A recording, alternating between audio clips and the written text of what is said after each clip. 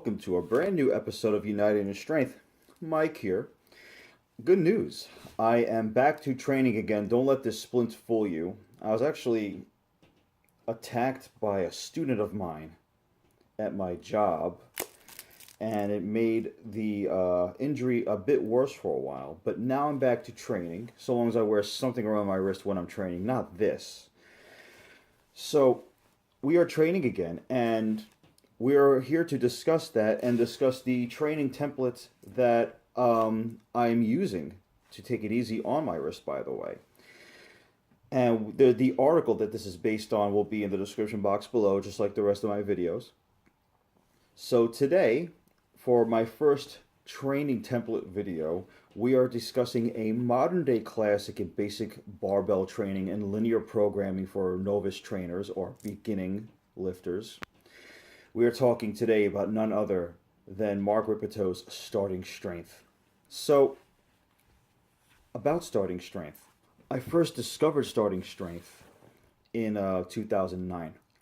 Someone led me in that direction via the bodybuilding.com message boards. I asked around about full body training because I felt like split programs weren't helping me with anything. So, this book, upon reading it, I realized that there's a lot of scientific detail in this book. It doesn't just offer a basic yet effective program. Mark Rippetoe goes into great detail into the biomechanics and execution of 5 lifts: squat, bench press, overhead press, power clean, and the deadlift. Yes, I said power clean. You're probably wondering what the power clean has to do with any of this. I don't know that I really discuss it in this video. I'll probably discuss it in another video, but there is supposed to be some kind of reason for it. I'll probably discuss it later on, actually. Mark Rippetoe is also a former powerlifter himself. He is the owner of the Wichita Falls Athletic Club in Wichita Falls, Texas. So let's discuss phase 1. There are 3 phases, especially according to the Starting Strength website. The first phase just covers 4 of these 5 lifts. The power clean does not get introduced until phase 2. Phase 1 will last just 3 weeks, and it will be the way it is formatted will be that there's 2 workouts alternating ABA, ABA, BAB type workouts. Workout A consists of the squat for 3 sets of 5, the bench or the overhead press for 3 sets of 5, and the deadlift for 1 set of 5. And the same thing goes for workout B. And the reason why I said that you're doing either the bench press or the overhead press is because that is the one variable throughout this 3-week phase. You are alternating between the bench press and the overhead press. So if on workout A you choose to do the bench press, you will do the overhead press on workout B. Okay? The other thing that must be stressed is that it is encouraged that certain incremental jumps should and can be made for at least a few weeks or a few days depending on the lifter. Okay? So, it is recommended in the book that for a few workouts at least, you can make incremental jumps of 20 pounds per workout for the deadlift. You could make incremental jumps of 10 pounds per workout on the squat, and then 5-pound jumps with the bench press and the overhead press. And then as you get heavier, depending on the person, it varies on the lifter, of course. You'll have to decrease the 20-pound increments to 10 pounds, the 10-pound increments on the squat to 5 pounds, and perhaps as time goes on, the 5-pound jumps will turn to 2.5-pound jumps. So it is recommended, and not just by Mark Rippetoe, by the way, that you get those little washer plates. You know the ones. They're like 1.25 pounds, maybe even less than that. The fractional plates. That's what they're called. These steady increases are exactly what make this what you call a linear program. Thus, it's kind of like, think of like a line graph. You're going up and up and up and up. And therefore, there's not going to be any kind of deload because you're brand new to this. This isn't like a 5-3-1. So let's discuss the frequency here. So it's a bit high in frequency, as most beginner programs ought to be, because what you need is constant muscle stimulation. Stimulation is the key to growth and strength, of course. And the most frequency you'll see, though, without a question, will be in the lower body posterior chain movements, which are very much stressed. A lot more stressed than the bench press and overhead press. There's a lot of stress on the squat. There's a lot of stress on the deadlift here. That's where the highest frequency is. And I'll discuss that when I discuss my own training in a few minutes here. But let's just say that come phase 2, which I'm currently on now, by the way, the deadlift frequency will increase because you'll replace the exercise with the power clean come either workout A or B. Specificity. Okay, as I said before, the primary focus here is the squat, especially the low bar squat. And why does Mark Rippetoe prefer the low bar squat?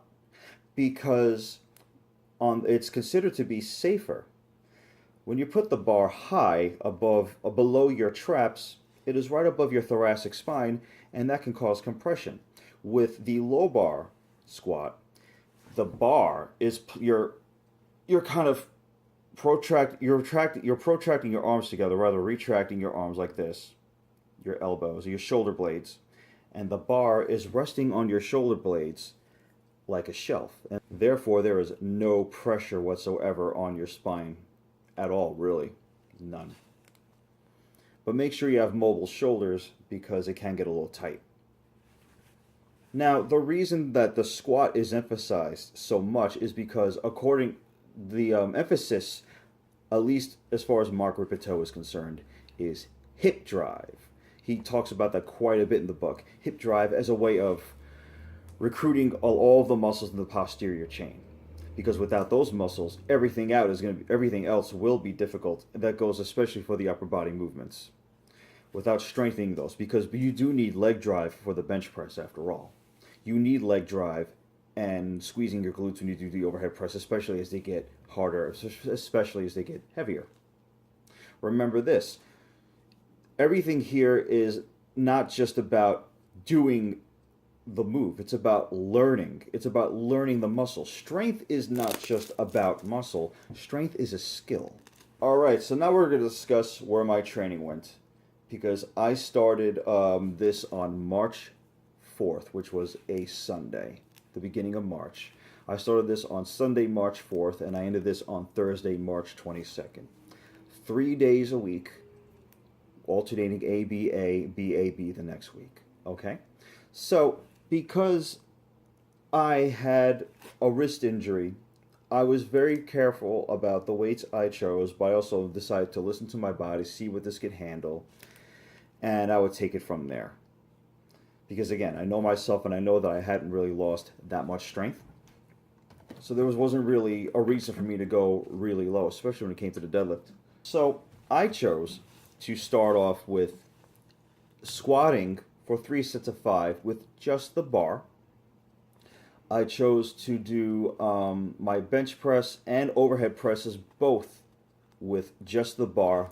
However, for the sake of the overhead press and learning that move again and taking it easy on my wrist, I chose to use a 20-pound prefixed bar for that one.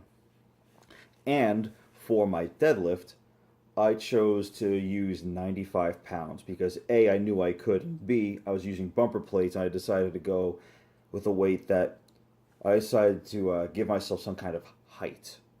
Okay? At the end of, I found myself using 20-pound incremental jumps on the deadlift throughout the entire phase. I had no issues with it whatsoever. Same thing with my squat. I used 10-pound jumps the entire time from 45 pounds up. No problems whatsoever. And the overhead press, with the overhead press, I used 10-pound incremental jumps for the first 3 overhead press workouts. So for the first 2 weeks, basically, I used prefix bars with 10-pound increments. So I went from 20 pounds on the first workout to 30 pounds another workout, and then 40 pounds another workout. And then come the final week, I used a 45-pound bar, empty bar. And with the bench press, I just used 5-pound increments, but it wasn't so much of an increase strictly because of the fact that these workouts alternate. I probably could have done a 10-pound jump with the bench press, or maybe even two 10-pound jumps, but I did not know what was going to happen with this. All right. So at the end of phase 1, which was, again, Thursday, March 22nd, just a week or two ago, my final numbers were as follows. I ended with a 125-pound squat for 3 sets of 5. The overhead press, like I just said before, was 45 pounds for 3 sets of 5. It was just the empty bar from prefix bars. Bench press, just 65 pounds for 3 sets of 5. And then the deadlift for 1 set of 5 at a weight of 255 pounds with no belt, and because I didn't want to risk hurting myself, I used a strictly double overhanded grip. Oh, and by the way, it is mentioned in the book that one of the reasons why there is just a single working set of deadlifts at the end as opposed to 3 sets, because it is believed that as it's a program that you're increasing the weight all the time, and you're using the most muscles to deadlift, more so than even the squat, it is easier to overtrain the deadlift quicker than the other exercises.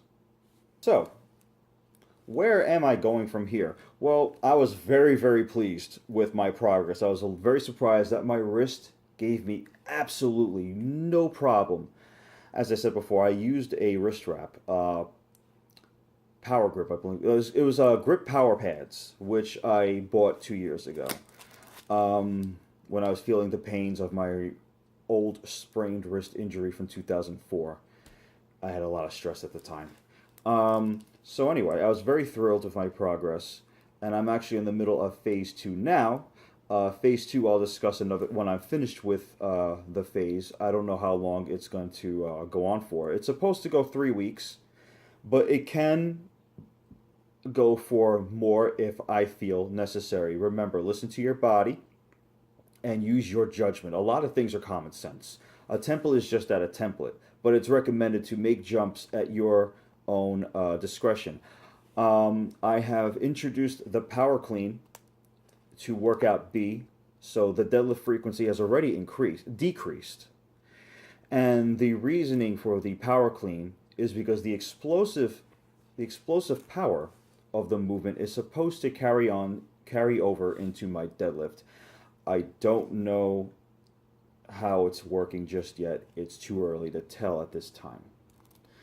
So, I mean, I'm kind of working on my technique now. The last time I did the power clean in 2009, my technique was god-awful. I was supposed to do 5 sets of 3. I did 3 sets of 5 by mistake, and I felt like a sack of potatoes. Also didn't help that, again, as I've said in several other videos, I did not know I had asthma. So, that is my article for now. Thank you so much for watching. By the way, there's going to be some workout footage at the end of this so you can see some of my progress. A lot of my footage can be found on my Instagram page. Please follow me on Instagram and Tumblr. And make sure that you hit the subscribe button. More episodes to come real soon. Thanks a lot. Stay tuned. Yep.